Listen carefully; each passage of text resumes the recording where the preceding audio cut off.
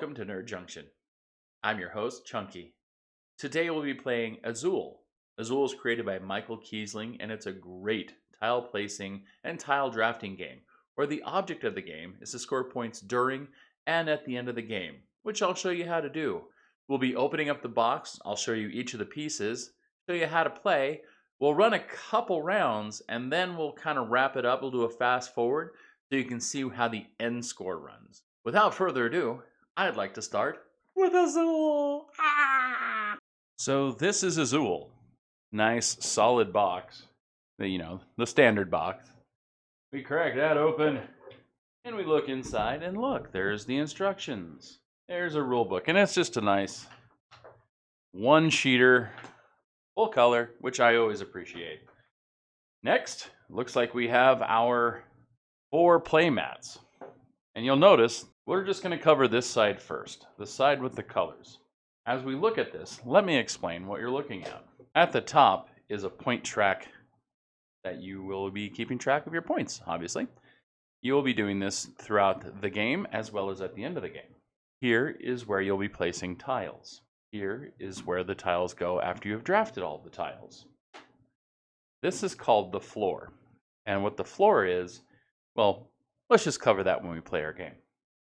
Here in this corner, these are at the end of the game scores. One horizontal line complete is worth 2 points at the end of the game. Getting all of one color by the end of the game gets you 10 points.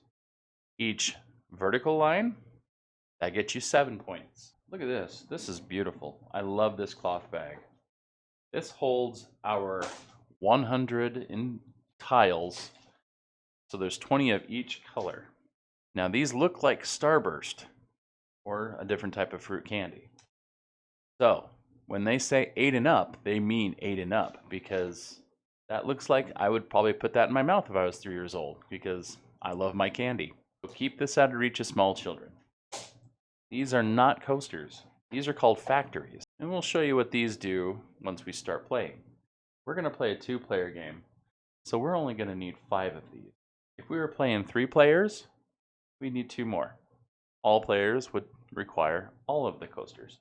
Sorry, factories. I just said don't you call them coasters, and what I do? I call them coasters.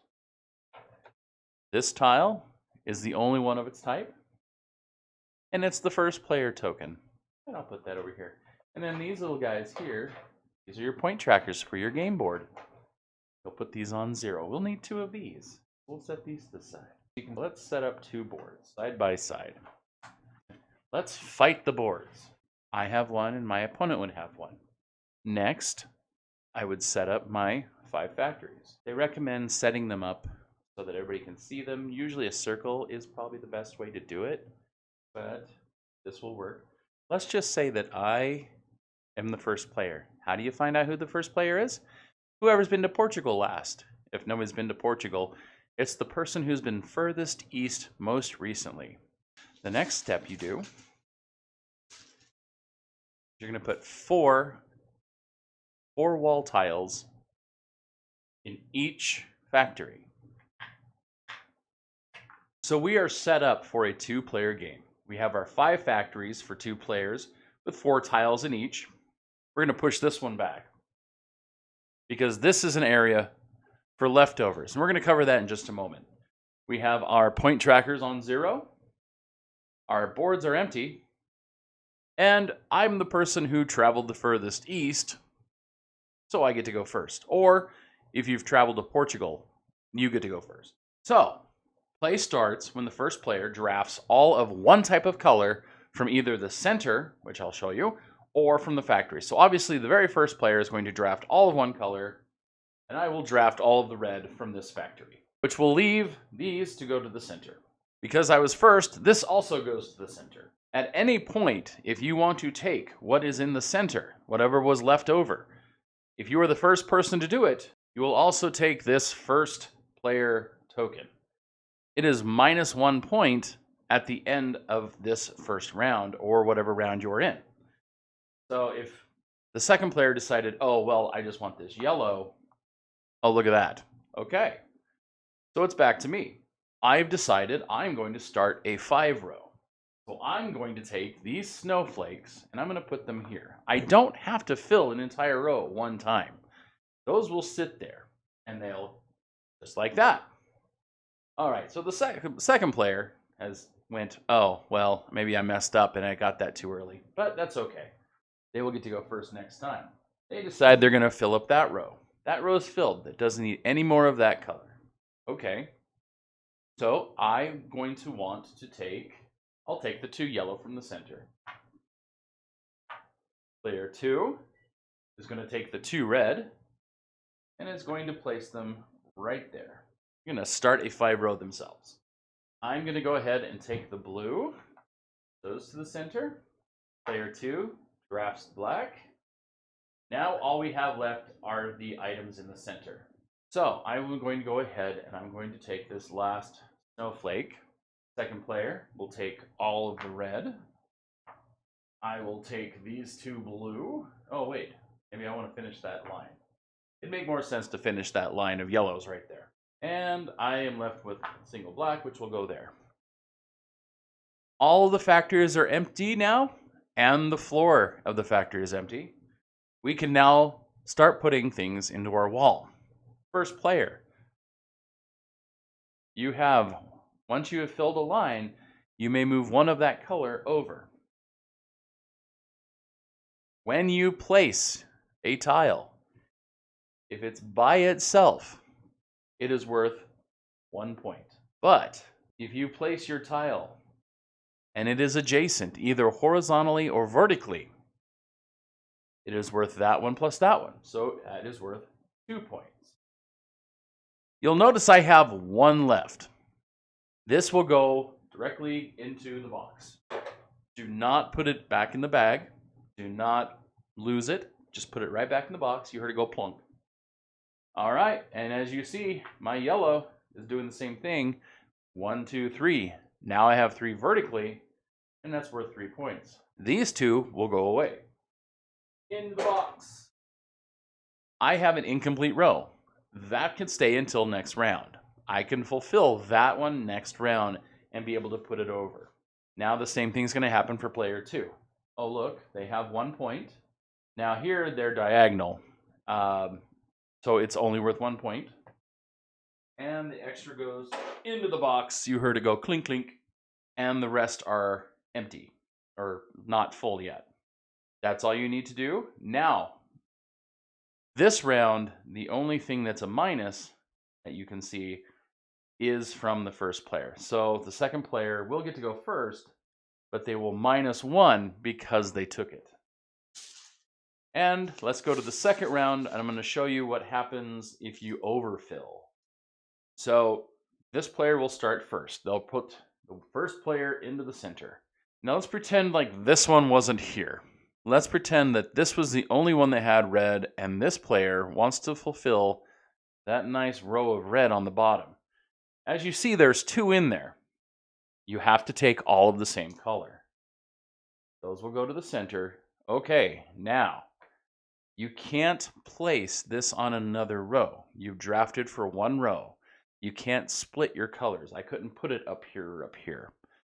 It has to fall to the floor. So it won't go on the wall. It crashes to the floor. And as you see, that's -1.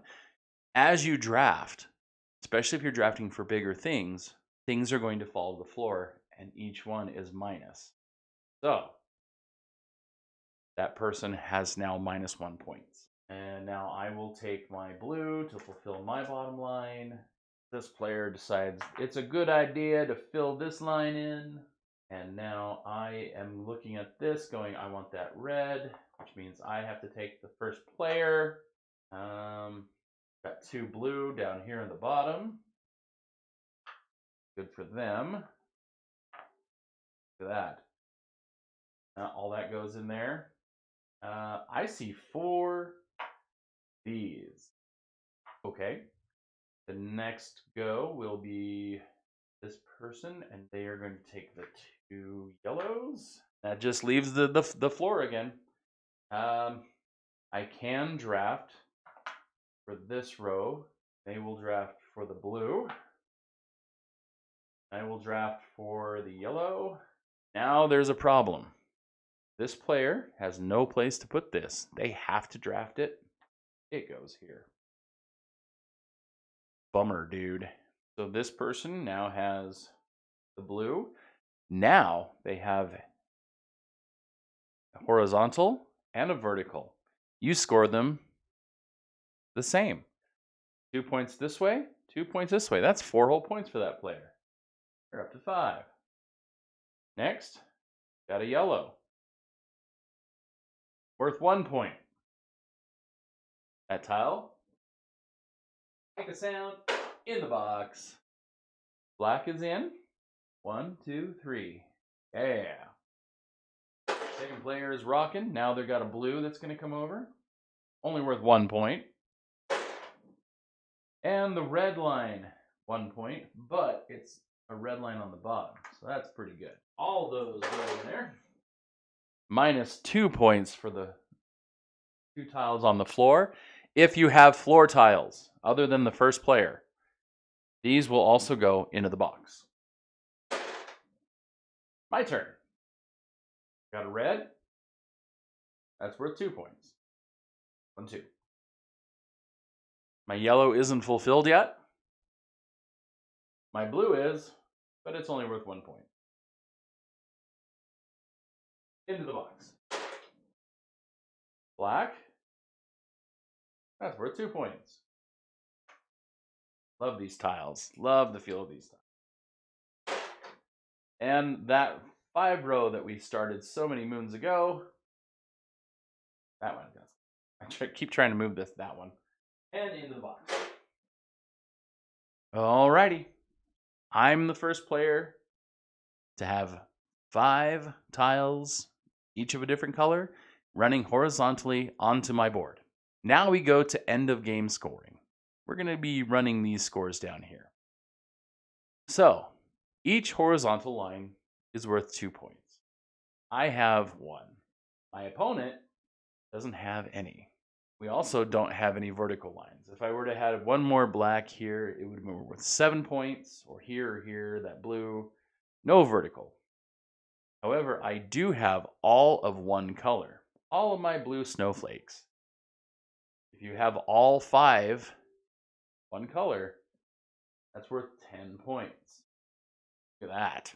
Here, not so lucky. So I would win that game. So that's the run through for this Azul. Now, let's clear these off. Because remember, the other side was like that. So if you find your game is getting a little boring if you're playing this side, try this side. Plays the same as far as placement, except you may place them anywhere as long as the same color is not on the horizontal or vertical areas. You couldn't have a red here, or a red here, or a yellow here, here, or here. So that is a different way, a more challenging way to play Azul. And I really recommend that if you've played this and you're like, I don't know, let's make it more challenging. Or I have found this to be way more fun with 4 players. Gets a lot more strategic. Really makes my brain hurt. And at my age, that could be a good thing or a bad thing. I really recommend that if you're needing a challenge. You want to play a more difficult game, a little bit more, in my opinion, fun. And that is Azul. Thank you for joining me. I hope that helps you play the game Azul. If you want to get an overlay for those boards, they're called Crystal Mosaic. You can get them at your game shop. You get all 4 in one box. They are usually around $14.99 to $19.99. But what it does is it will lock the tiles in so that you don't accidentally brush them off, or somebody bumps the table, all of a sudden all the tiles are everywhere. Until next time, I'm Chunky here at Nerd Junction. Peace.